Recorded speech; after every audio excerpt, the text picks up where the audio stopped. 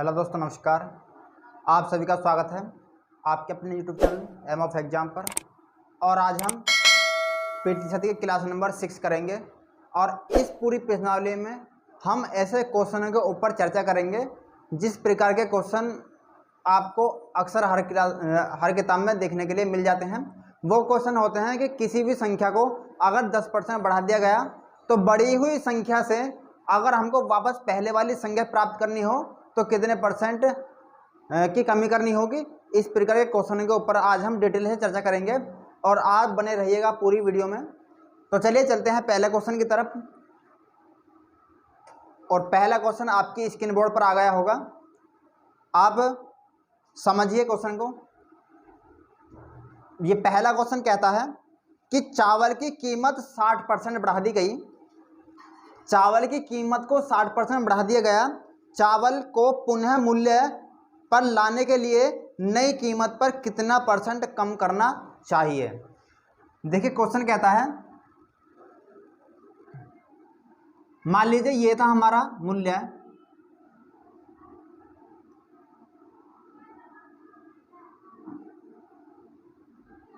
पहले और बाद। हमने माना कि चावल का जो मूल्य था वो था 100 रुपये प्रति किलो, लेकिन अब कितने परसेंट बढ़ा दिया, ये बढ़ा दिया 60%। तो अगर 100 को 60% बढ़ाएंगे तो कितना आ जाएगा, 160। पहले मूल्य था 100 रुपये प्रति किलो, बाद में हो गया बढ़ने के बाद 160 रुपये प्रति किलो। लेकिन अब हमको 160 से वापस 100 लाना हो तो कितने परसेंट की कमी करनी होगी, ये क्वेश्चन का बूझने का तरीका है। तो देखिए अगर 160 से हमको 100 आना है तो 60 कम करना होगा, लेकिन किस से कम करना होगा, 160 से।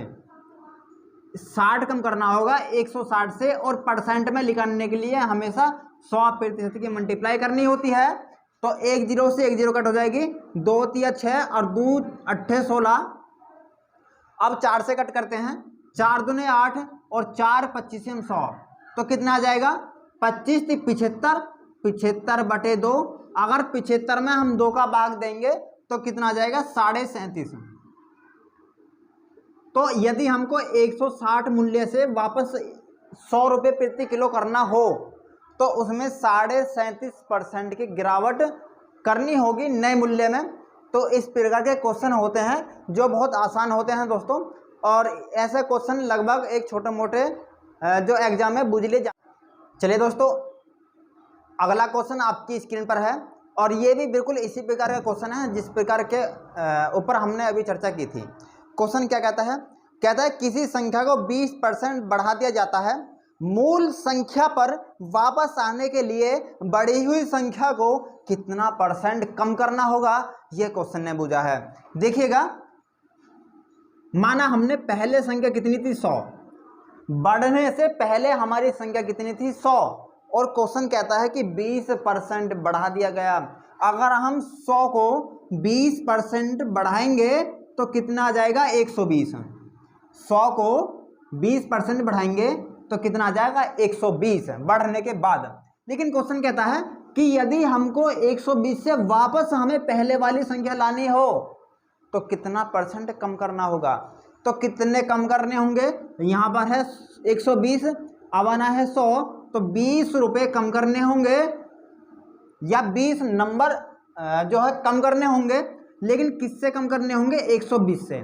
तो जिससे भी करने हो वो हमेशा बटे में लेना होगा।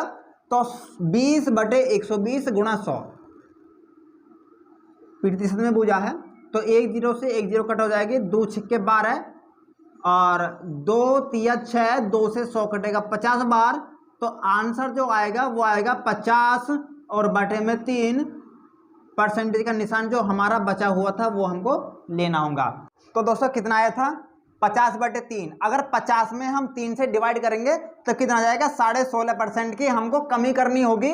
अगर 120 से वापस हमको 100 लाना हो किसी भी चीज़ का मूल्य, या वो संख्या हमें 100 बनानी हो। आप कुछ भी मान लीजिए, बस सवाल समझ में आ जाना चाहिए। बस मेन आधार है सवाल को समझना, और सवाल समझ में आ जाना चाहिए चाहे बोलने में कुछ भी हो। चलिए अगला क्वेश्चन लेते हैं और समझते हैं कि क्या कहता है अगला क्वेश्चन। दोस्तों अगला क्वेश्चन स्क्रीन पर आ चुका है, पढ़ते हैं क्वेश्चन को। क्वेश्चन कहता है कि चीनी के मूल्य में 20% की वृद्धि कर दी गई। चीनी के मूल्य में 20% की वृद्धि कर दी गई।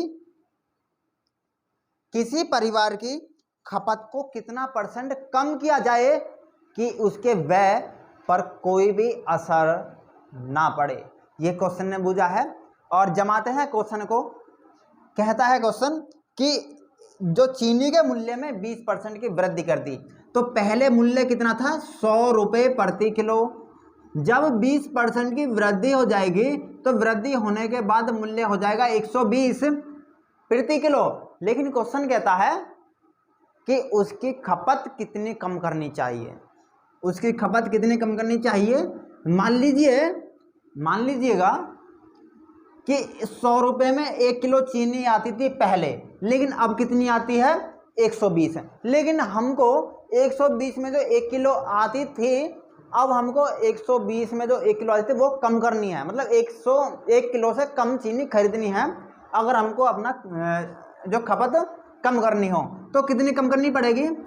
यहाँ पर है 120 मूल्य और यहाँ पर है 100, तो 120 में से 20 अगर कम करेंगे तो पहले वाला मूल्य ही आ जाएगा। और किस पर कम करना होगा, 120 पर गुणा 100। अगर हम काटेंगे कितना आ जाएगा, 2, 0 से 0 कट हो जाएगी, 2 छिक्का 12 और 2 से कट करेंगे, 2 तिया 6 और 2 से 50 बार, 50/3% और भाग दे देंगे तो कितना आ जाएगा, 16 सही 2/3% की कमी करनी होगी 120 पर, यदि हमको अपने व्यय पर कोई भी असर नहीं पड़ाना है। तो चलिए दोस्तों, ये क्वेश्चन चीनी और मूल्य वाला था। इस प्रकार के क्वेश्चन को और भी लेते हैं और समझते हैं। चलिए दोस्तों, एक क्वेश्चन और प्यारा सा आपकी स्क्रीन पर है। क्वेश्चन क्या कहता है समझते हैं। क्वेश्चन कहता है कि चीनी के भावों में 10% की कमी हो गई। चीनी के भाव में 10% की कमी हो जाती है।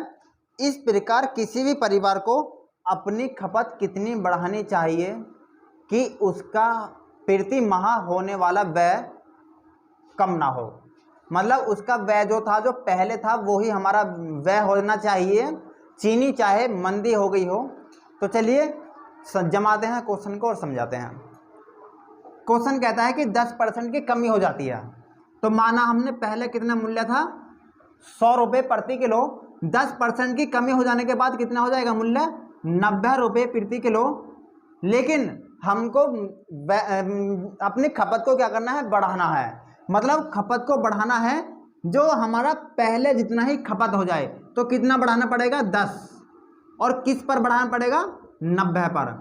तो गुणा 100, अगर हम काटेंगे कितना आ जाएगा, 1 0 से 1 0 कट जाएगी, 100/9 और 11 11 9 99, 11 सही 1/9% की हमको क्या करनी होगी, अपनी खपत बढ़ानी होगी ताकि हमारा व्यय पहले जितना ही रहे। तो चलिए एक क्वेश्चन और लेते हैं और अब कर ये इस टाइप का लास्ट क्वेश्चन होगा और आगे फिर अगले टाइप के ऊपर बात करेंगे। चलिए दोस्तों, अगला क्वेश्चन भी स्क्रीन पर होगा, पढ़ते हैं क्वेश्चन को क्या कहता है। क्वेश्चन कहता है कि किसी व्यक्ति की आय 10% घट जाती है। किसी व्यक्ति की आय 10% घट जाती है। यदि उसकी आय पहले जितनी ही करनी हो तो कितने % बढ़ानी होगी, ये क्वेश्चन ने पूछा है और ये क्वेश्चन लास्ट क्वेश्चन होगा। कहता है किसी व्यक्ति की आय 10% घटा दी गई। तो अगर 100 आय थी तो कितनी कर दी गई, 90, 10% घटाने के बाद। लेकिन क्वेश्चन कहता है कि हमको 90 से वापस उसी आय पे ले जाना हो तो कितने % की वृद्धि करनी होगी। तो कितने बढ़ाने होंगे, 10% बढ़ाने होंगे। किसके ऊपर बढ़ाने होंगे, 9 गुणा परसेंटेज करनी है, 100% की गुणा करनी होगी, 0 से 0 कट हो जाएगी और ऊपर बचेगा 100/9 और कितना हो जाएगा, 11 9 99, 11 सही 1/2%, सॉरी 11 सही 1/9% की वृद्धि करनी होगी अगर हमें उस व्यक्ति की आय पहले जितनी ही करनी हो। चलिए दोस्तों, एक क्वेश्चन आपकी स्क्रीन पर है, देखिए क्वेश्चन क्या कहता है। क्वेश्चन कहता है किसी गांव में 12% बकरियां बाढ़ में बह गईं और शेष बकरियों में से 5% बकरियां किसी बीमारी के कारण मर गईं। अब यदि गांव में 8,360 बकरियां शेष बची हों तो बताइए बाढ़ आने से पहले गांव में कितनी बकरियां थीं। बाढ़ आने से पहले गांव में कितनी बकरियां थीं। देखिए समझते हैं क्वेश्चन को।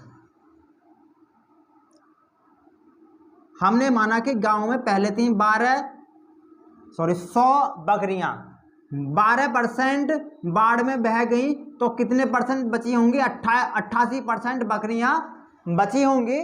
लेकिन कहता है कि बची हुई बकरियों में से भी 5% बकरियां बीमारी के कारण मर जाती हैं। तो अगर 5% बकरियां मर जाएंगी तो कितना बचेंगे, 95/100। और मरने के बाद कितनी बचेंगी, 8360 बकरियां अभी वापस बची उस गांव में।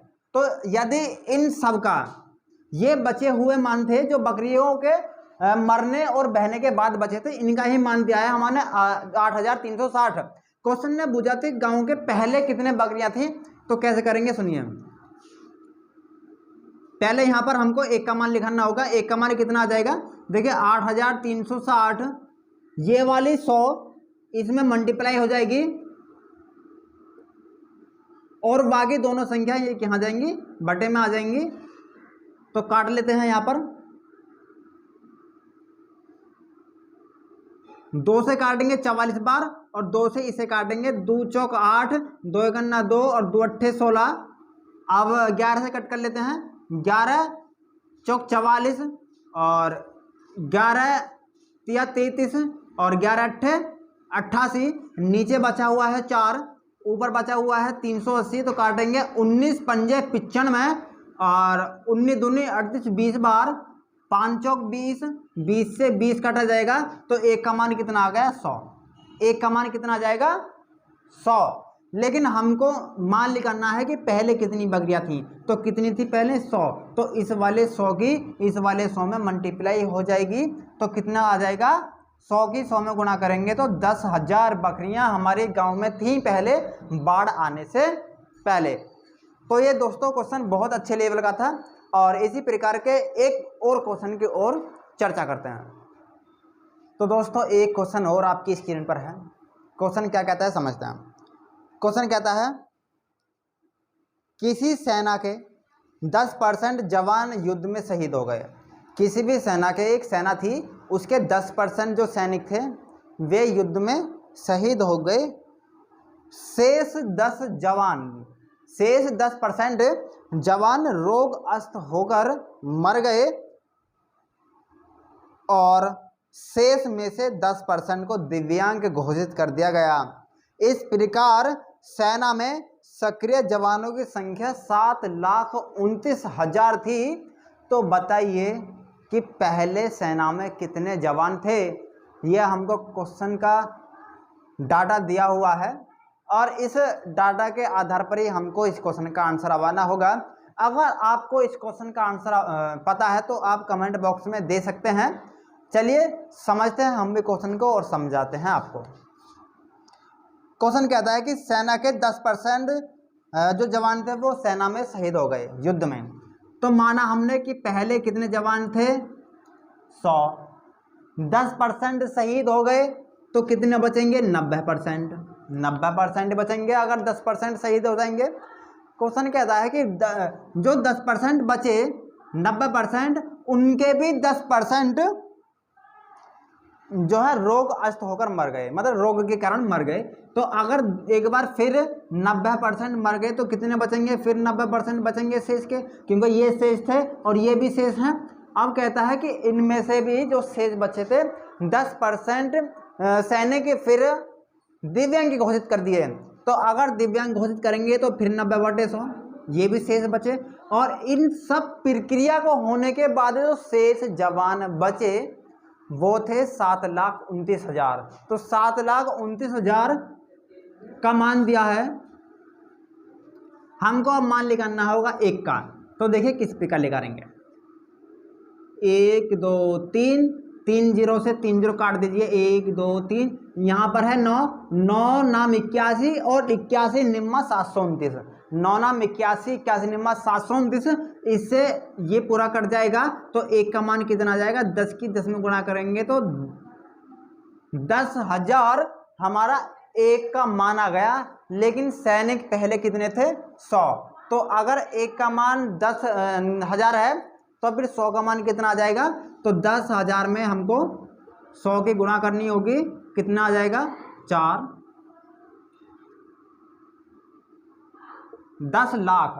तो पहले कितने सैनिक थे दोस्तों? उस सिविल में सैनिक थे पहले 10 लाख। तो दोस्तों ये थे हमारी वीडियो के कुछ इंपॉर्टेंट क्वेश्चन, और यदि आपने इस वीडियो को पूरा देखा है तो आपको ऐसे क्वेश्चनों को करने में आज के बाद कोई भी परेशानी का सामना नहीं उठाना पड़ेगा। ये हम आपको पूरे विश्वास के साथ बताते हैं दोस्तों। तो चलते हैं और मिलते हैं आपसे अगली वीडियो में। तब तक आप जुड़े रहिए हमारे यूट्यूब चैनल से, एम ऑफ एग्जाम से।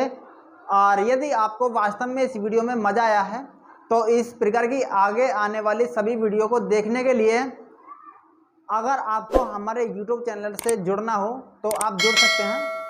तो मिलते हैं अपनी अगली वीडियो में, तब तक के लिए नमस्कार, जय हिंद।